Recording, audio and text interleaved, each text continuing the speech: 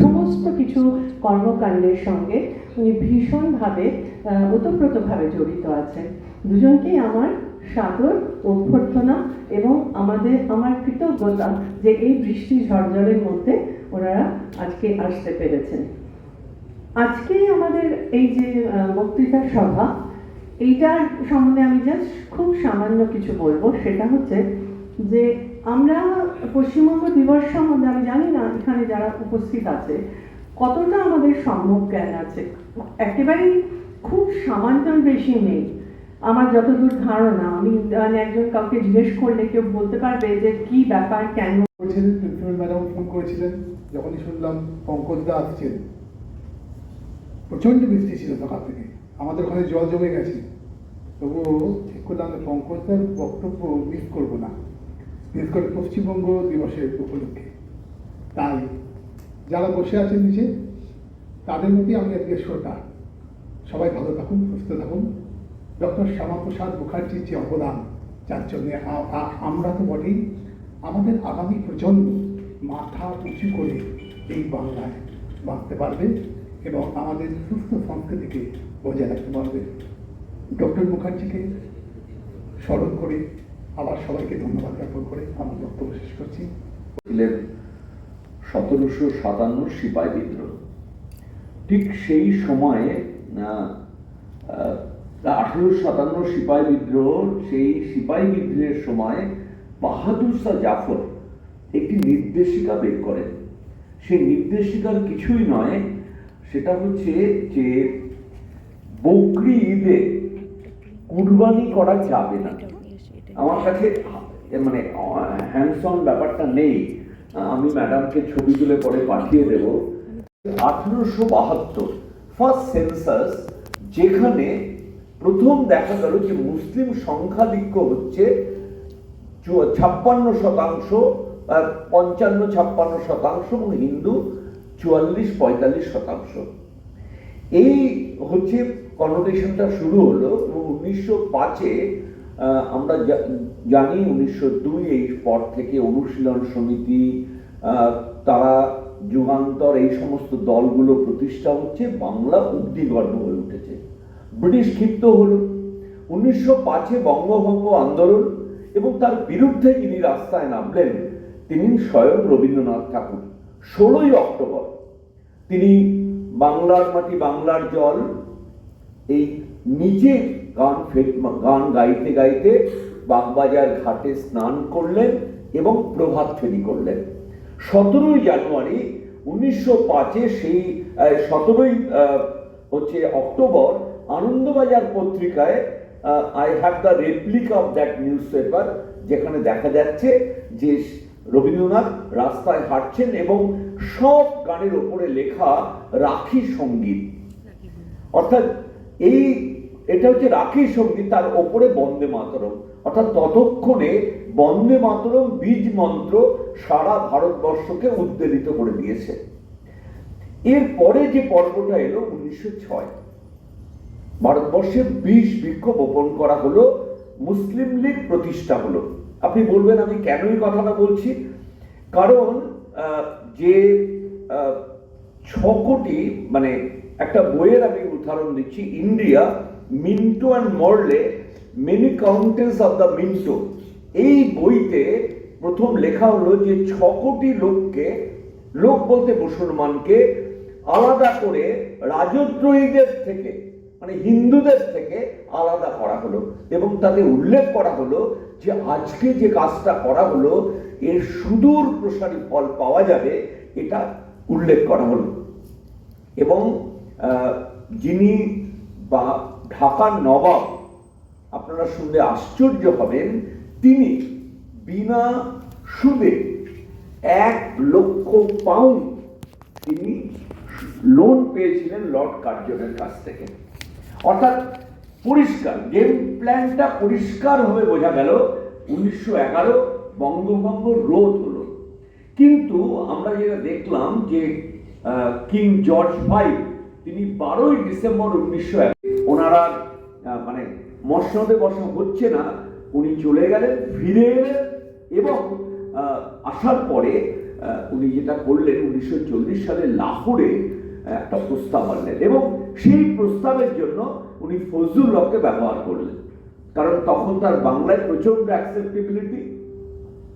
যখন এরকম উনি ভাষণ দিচ্ছেন, দিন না, সময়ের অভাবে সেই জায়গাগুলো করছি না, যে বলছি যদি তুমি না দাও তাহলে আমি আমার হাতে এখন বন্দুক তুলে নিতে হবে, একদম সরাসরি দাঙ্গার হুঙ্কার। নোয়াখালী দাঙ্গা আমরা জানি, এবং নির্মল কুমার বসু যিনি গান্ধীজির ডায়েরি লিখেছিলেন, তিনি নোয়াখালীর ডায়েরি লিখলেন যে আমরা যে সবচেয়ে মহিলাদের সবচেয়ে বড় নির্যাতন যেটা, সেটার বর্ণনা নির্মল কুমার বসু তিনি নোয়াখালী গিয়ে নিয়েছিলেন, যে আমি প্রথম প্রত্যক্ষ করলাম অন রেকর্ড। এবং সেখানকার যে জমিদার নোয়াখালীর রাজেন্দ্র রায় চৌধুরী, তার মস্তক ছেদন করা হলো। এতটা বর্বরতা নৃশংসতা দিয়ে ভরিয়ে দেওয়া হলো, কনভার্সন, খুন, চূড়ান্ত নারীর অবমাননা সব একসাথে করা হলো। এবং কলকাতায় যে ঘটনা ঘটালো, তখনকার প্রধানমন্ত্রী বলা হতো, মুখ্যমন্ত্রীদের সুরাবুদ্দি, তিনি ছুটি ঘোষণা করে দিলেন। জার্নালিস্ট, ব্রিটিশ জার্নালিস্ট লিওনার্ডো বলছেন যে আমি যুদ্ধক্ষেত্র কভার করেছি, কিন্তু যা দেখেছি সেটা যুদ্ধক্ষেত্র থেকেও মারাত্মক, সেটা আমি প্রত্যক্ষ করেছি। এবং নোয়াখালীর এই দাঙ্গা সম্পর্কে গ্রেট ক্যালকাটা কিলিং, স্টেটসম্যান, প্রচুর, আমি একটা দুটো শুধুমাত্র উল্লেখ করি। সেই দিনের যে ভয়াবহতার যে ছবি তুলে দেওয়া হয়েছে, এবং সেখানে ডক্টর শ্যামাপ্রসাদ মুখার্জির ভূমিকা সম্পর্কে পিসি রায় মজুমদার, আরসি মজুমদার, তিনি বলছেন যে বাঙালি জাতিকে তিনি বাঁচালেন, সেই জাতি আস্থার স্মৃতিতে চুপচাপ মুছে দিয়েছে। এটা হচ্ছে Rameshchandra Majumdar history of freedom movement in India, তাতে উনি লিখছেন। এবং আমি লিওনার্ডো মোসলে, ব্রিটিশ জার্নালিস্টের একটা খবরখানায় পরিণত করেছিল। ইহা গুরুত্বপূর্ণ এই কারণে, ইহা নিষ্পাপ মানুষকে হত্যা করা ছাড়া বেশি কিছুই করিয়াছেন বলে মনে হয় না। উহা মানুষের আশা হত্যা করিয়াছে, উহা ভারতের আকৃতি ও ইতিহাসের গতি বদল করিয়ে দিয়েছে। এবং আমি যদি মৌলানা আবুল কালাম আজাদ, তার ইন্ডিয়া উইন্স ফ্রিডমের বাংলা যিনি করেছিলেন কবি সুভাষ মুখোপাধ্যায়, তিনি একটি জায়গায় লিখছেন যে 16ই আগস্ট দিনটি যে শুধু কলকাতার জন্যই কালা দিবস তাই নয়, সারা ভারতেও ওই দিনটি কালা দিবস। এটা মৌলানা আবুল কালাম আজাদ বলছেন। এবং স্টেটসম্যান পত্রিকায় লেখা হয়েছে, কিম ক্রিস্টেন, তিনি স্টেটসম্যান কাগজে লিখছেন, আমি যুদ্ধক্ষেত্রের হাসপাতাল দেখেছি, আজ কাজী বিভৎসতার চেহারা আমি চিনি, কিন্তু যুদ্ধের এইরকম চেহারা কখনো দেখিনি। যুদ্ধের থেকেও মারাত্মক 16ই আগস্ট ডিরেক্ট অ্যাকশন দিন কলকাতা রাস্তা হয়েছিল। মানে আমি অনেক সময় এটা বলি যে 1757 সিপাহী, আমাদের যে পলাশির যুদ্ধের ঠিক আগের বছর, যখন নবাব যেবার জিতেছিল, ব্রিটিশ হেরেছিল, তিনি কলকাতা দখল করে কলকাতার নাম পরিবর্তন রেখেছিলেন আলীনগর। পরবর্তীকালে তার উপর ভিত্তি করে একটা আলীনগরের ধাঁধা বলে একটা সিনেমা বেরিয়েছিল। সেই আলীনগর তৈরি হয়েছিল 16ই আগস্ট 1946। এই প্রেক্ষিতে দাঁড়িয়ে তখন যেটা হলো যে শ্যামাপ্রসাদ মুখার্জি বুঝলেন, যিনি আগে বারবার বলেছেন যে আমাদের দরকার যে একটা ঐক্যের জন্য, তিনি 1941 সালে শ্যামাপ্রসাদের একটা ভাষণ 11ই ফেব্রুয়ারি উনি বাংলার বিধানসভায়, এটা আমি Bengal legislative council proceedings 1941 volume LIX volume number 6 page 216 থেকে পড়ছি। মুসলিমরা যদি ভারতবর্ষের বিভাজন চায়, তবে ভারতের সকল মুসলিমদের উচিত তাদের তল্পিতল্পা গুটিয়ে পাকিস্তানে চলে যাওয়া। তারপরে উনি বলছেন, কিন্তু হিন্দু সংখ্যাগরিষ্ঠ সভায় বাংলা বিভাজনের পক্ষে মতামত প্রকাশ করা হয়, এই কাজ সফলতার সঙ্গে করার জন্য যিনি সবচেয়ে গুরুত্বপূর্ণ ভূমিকা পালন করেছিলেন তিনি ডক্টর শ্যামাপ্রসাদ মুখার্জি। তো এই রকম ভাবে তার আগে উনি যদি আরো আগে 1937 সালে যদি বলা হয়, পাকিস্তান যখন এই ভাগের কথা হচ্ছে তখন জিন্না একটা কথা বলেছিলেন তপন রায় চৌধুরীর বাঙাল নামা, তাতে উনি বলছেন যে জিন্না চেয়েছিলেন যে তার যারা উত্তরসূরি তাদের দিয়ে অবিভক্ত বাংলা রাখা এবং পরবর্তীকালে অবিভক্ত বাংলাকে পাকিস্তানের সঙ্গে যুক্ত করে দেওয়া। এই ষড়যন্ত্রটা ডক্টর শ্যামাপ্রসাদ মুখার্জি বুঝতে পেরেছিলেন এবং তপন রায় চৌধুরী তার বাঙাল নামাতে লিখছেন যে পুরনো পাকিস্তান প্রস্তাবকে কাটছাটে কেটে ছেটে স্বাধীন ভারতের মানচিত্র তৈরি হলো এবং জিন্না বললেন মট ইটন পাকিস্তান, পোকায় কাটা পাকিস্তান, পোকায় খাওয়া পাকিস্তান হোক পোকায় খাওয়া, তবু তো পাকিস্তান। কায়েদে আজম জিন্না নিমবাজি হয়ে ক্যাবিনেট মিশনের প্রস্তাবকে মেনে নিলেন। অর্থাৎ কলকাতা ছাড়া উনি বলছেন the Pakistan without Calcutta we cannot think. এ প্রসঙ্গে বলে রাখি যে আপনারা জানেন নিশ্চয়ই যে 1757 সাল থেকে, সরি বারবার এটা বলছি, 1857 সাল থেকে 1935 সাল পর্যন্ত ধারাবাহিকভাবে লাহোর থেকে বার্মা, পশ্চিমে লাহোর, পূর্বে বার্মা পর্যন্ত মাধ্যমিক পরীক্ষা কলকাতা বিশ্ববিদ্যালয় পরিচালনা করত। তারপর 1935 সালে বার্মা চলে যায়, তারপর 1963 সাল পর্যন্ত মাধ্যমিক পরীক্ষা কলকাতা বিশ্ববিদ্যালয় পরিচালনা করেছে। 1964 সালে মাধ্যমিক বোর্ড তৈরি হয়। এইটা হচ্ছে বিষয়।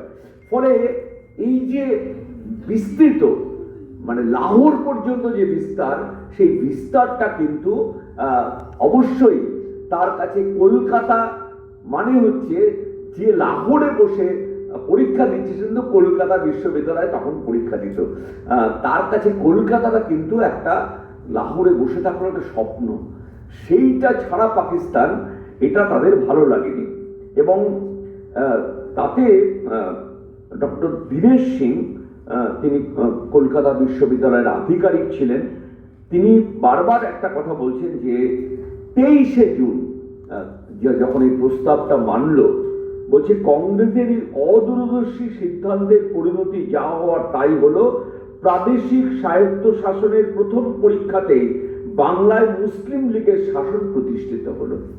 মানে আমি যে কথাটা বললাম যে কংগ্রেস যদি মুসলিম লীগকে সরিয়ে রেখে কৃষক প্রজা পার্টি এবং হিন্দু মহাসভার সঙ্গে সেদিন জোট করত, তাহলে বাংলার মানচিত্রটা অন্যরকম হয়ে যেত। সেই সম্মেলনে আমার একটি অভিজ্ঞতার কথা আছে। যিনি ভলেন্টিয়ার ছিলেন তিনি বলেছিলেন যে নির্মল চ্যাটার্জি, একটা হচ্ছে মেজর জেনারেল নির্মল চ্যাটার্জি, আরেকজন এনসি চ্যাটার্জি, যিনি সোমনাথ চ্যাটার্জির পিতা। তো তারা দুজন, তিনি খুব আবেগতাড়িত বলছেন, আমি আমার বাংলা মাকে খণ্ডিত হতে দেব না। এটা খুব আবেগতাড়িত হয়ে শ্যামাপ্রসাদ তারপরে উঠতে বলে, মানে উনি দাঁড়িয়ে বলেন যে তোমার কি মনে হচ্ছে নির্মল, আমার কাজটা করতে খুব ভালো লাগছে, কিন্তু ওই হিন্দুর এই হোমল্যান্ডটা যদি না থাকে তাহলে হিন্দু বলে এই উপমহাদেশে কেউ থাকবে না। আমি এটা দেখতে পাচ্ছি। এবং আমি আরেকটা অসাধারণ লেখা পেলাম ওনার মৃত্যুর পরে 1953 সালে, তাতে উনি বলছেন যে পোস্ট ফ্যাক্টো একটা ঘটনা, যে শর্তে দেশ ভাগ হয়েছিল এই অংশে ভারতবর্ষ মুসলিমদের নিরাপত্তা দেবে আর পাকিস্তান হিন্দুদের নিরাপত্তা দেবে, তারা এই কথা মানেনি। যখন পরবর্তীকালে 1951 সালে উনি নেহেরু মন্ত্রিসভায় যুক্ত হয়েছিলেন এবং ফরচুনেটলি আমার কাছে টাইমস অফ ইন্ডিয়ার সেই কাগজটা আছে 1947 সালের, এটা হচ্ছে 16ই আগস্ট। 15ই আগস্টের যে কাগজটা মধ্যরাত্রে স্বাধীনতা, এখানে এই লিস্টের নামে ডক্টর শ্যামাপ্রসাদ মুখার্জির নামটা আছে। তো এখানে উনি বললেন যে যদি শর্ত না মানা হয় তাহলে দেশভাগটা ফিরিয়ে নেওয়া হোক, অর্থাৎ আবার তিনি অখণ্ড ভারতের কথা বলেন, যেটা উনি বরাবর বলেছেন। অনেকেই ওনাকে পোর্ট্রেট করেন, উনি বাংলা ভাগ করেছেন, এটা ইতিহাসের একটা অবশ্যম্ভাবী জায়গা। কি হলো আমরা জানি যে মাউন্ট ব্যাটেন তিনি এলেন দায়িত্ব নিয়ে, তার সঙ্গে মিটিং হলো, 3টে পর্যায়ে মিটিং হবে। প্রথমত সংযুক্ত প্রায় 250, তখন বিধান পরিষদ ছিল বাংলায়, বিধানসভা বিধান পরিষদ, যুক্তভাবে 250 সদস্য, তারা একসাথে মিটিং করবে, তারা বলবে তারা কি চায়। এবং দ্বিতীয়ত মুসলিম প্রধান অর্থাৎ পূর্ব বাংলার অংশের যারা সদস্য তারা বসে মিটিং করবে, তারা ঠিক করবেন তারা কি চায়, আর পশ্চিম বাংলার এই অংশে তারা বসে ঠিক করবেন তারা কি চায়। যদি একটা গ্রুপ তারা দেশভাগ চায়, বাংলা ভাগ চায় দেশভাগের সঙ্গে, তাহলে তাই হবে। যে রেজাল্ট সেদিন হয়েছিল 126-90 ভোটে বাংলার সংযুক্ত রাখা হবে। কারণ আমি আগেই ওই জন্য ঘটনাটা বললাম, যদি এটা হয় আপনি কোনোদিন দার্জিলিং যেতে পারছেন না,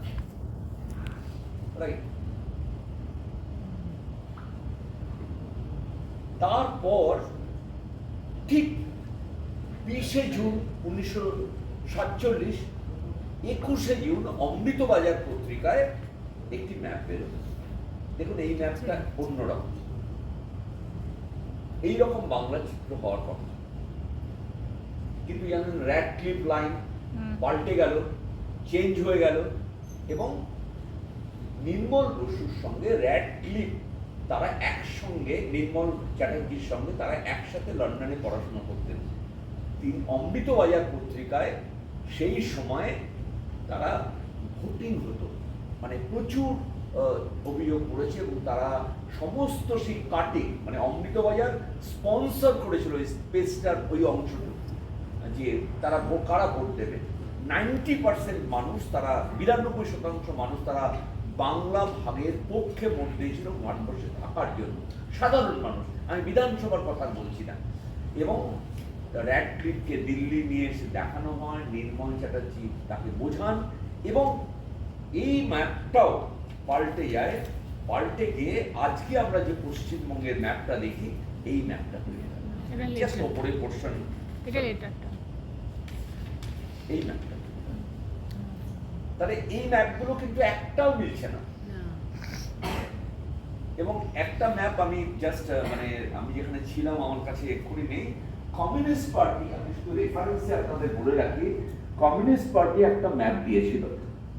সেটা যদি কেউ ইন্টারেস্ট থাকে ইতিহাসের কারো, 1985 সালে দেশ পত্রিকা কংগ্রেস শতবার্ষিকী সংখ্যা, কংগ্রেসের ইতিহাস, অমলেশ ত্রিপাঠী, সেই বইয়ে ওই ম্যাপটা, বাংলার ম্যাপটা দেওয়া ছিল। কমিউনিস্ট পার্টি কেমন চেয়েছে, কমিউনিস্ট পার্টি কি চেয়েছিল, তারা চেয়েছিল যে মুসলিম মেজরিটি পুরোটা চলে যাক ও পাশে।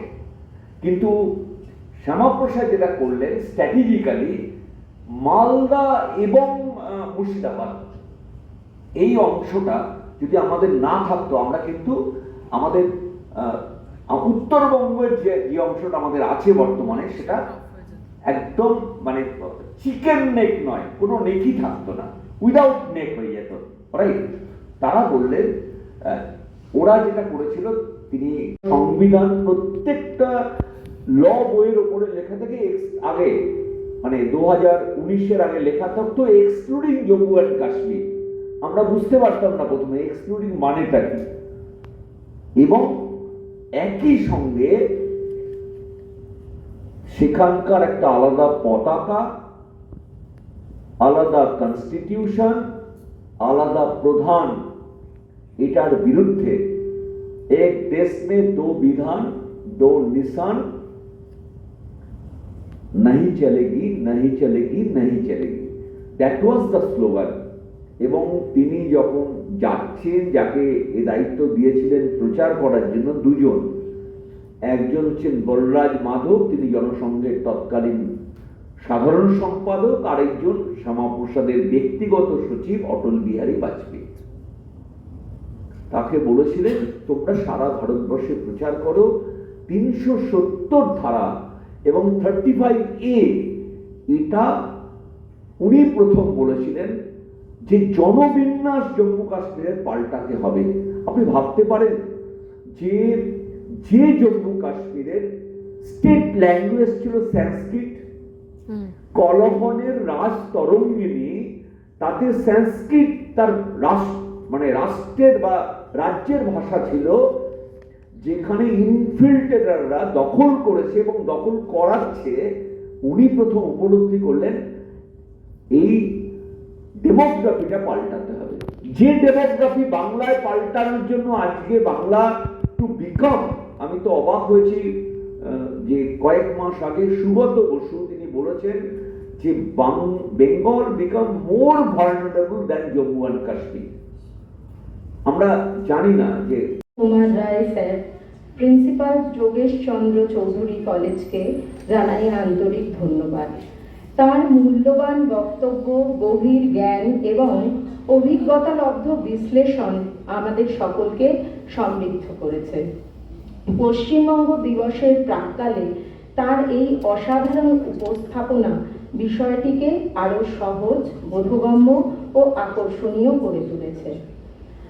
এরপর আমি ধন্যবাদ জানাই আমাদের আরেক সম্মানীয় অতিথি মাননীয় শ্রী রমাপ্রসাদ ভট্টাচার্য মহাশয়কে। এরপর আসি ধন্যবাদ জ্ঞাপনের পালায় আমাদের কলেজের মাননীয় অধ্যক্ষা মহাশয়া ডক্টর রুমা ভট্টাচার্য মহাশয়াকে জানাই আন্তরিক ধন্যবাদ, যার উৎসাহ, সার্বিক সহযোগিতায় এই অনুষ্ঠান সফলভাবে আয়োজন সম্ভব হয়েছে।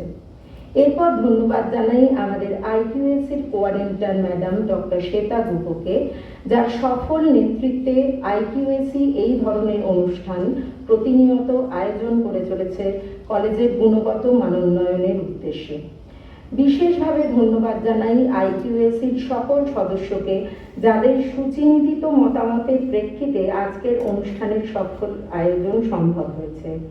বিশেষ ধন্যবাদ জানাই অধ্যাপক ধৃতি শঙ্কর মণ্ডল ও ডক্টর প্রতাপ মণ্ডলকে। ধন্যবাদ জানাই ডক্টর রঞ্জনা সরকার ঘোষ ম্যাডামকে, associate professor, department of political সায়েন্সকে অনুষ্ঠানটি পরিচালনার জন্য। ধন্যবাদ জানাই department of psychology Suparna Das ম্যাডামকে আমাদের অতিথি বরণ পর্যায়ে আমাদের সহযোগিতা করার জন্য। ধন্যবাদ জানাই ডিপার্টমেন্ট অফ মিউজিক এবং ডক্টর শতরূপা মুখার্জি ম্যাডামকে, যাদের সঙ্গীতে শুরু হয়েছে আজকের অনুষ্ঠান। বিশেষ ধন্যবাদ জানাই ডিপার্টমেন্ট অফ ফিজিক্সের ডক্টর শ্যামল কুমার পাল স্যারকে তার প্রযুক্তিগত সাহায্যের জন্য। ধন্যবাদ জানাই এখানে উপস্থিত সকল অধ্যাপক ও অধ্যাপিকাকে। আপনাদের উপস্থিতি অনুষ্ঠানটিকে আরো গৌরবান্বিত করেছে। ধন্যবাদ জানাই সকল শিক্ষাকর্মীকে, যাদের সাহায্যে এই অনুষ্ঠান সুষ্ঠুভাবে সুসম্পন্ন হয়েছে। লাস্ট বাট নট লিস্ট, ধন্যবাদ জানাই আমাদের ছাত্রীদের আজকের প্রবল বৃষ্টিতে, এই বৃষ্টিকে অগ্রাহ্য করেও এত সুন্দর একটি বক্তব্যে উপস্থিত থাকা এবং নিজেদের জ্ঞান সমৃদ্ধ করার জন্য। এবার অনুষ্ঠানের শেষের জন্য আমি আবার মিউজিক ডিপার্টমেন্ট এবং সবাইকে অনুরোধ করব জাতীয় সঙ্গীতের মাধ্যমে আমরা অনুষ্ঠানের সমাপ্তি ঘোষণা করব। জয় হে ভারত ভাগ্য বিধাতা, পঞ্জাব সিন্ধু গুজরাট মারাঠা দ্রাবিড় উৎকল বঙ্গ, বিন্ধ্য হিমাচল যমুনা গঙ্গা উচ্ছল জলধি তরঙ্গ, তব শুভ নামে জাগে, তব শুভ হে তব জয় গাথা। জনগণ মঙ্গল দায়ক জয় হে ভারত ভাগ্য বিধাতা।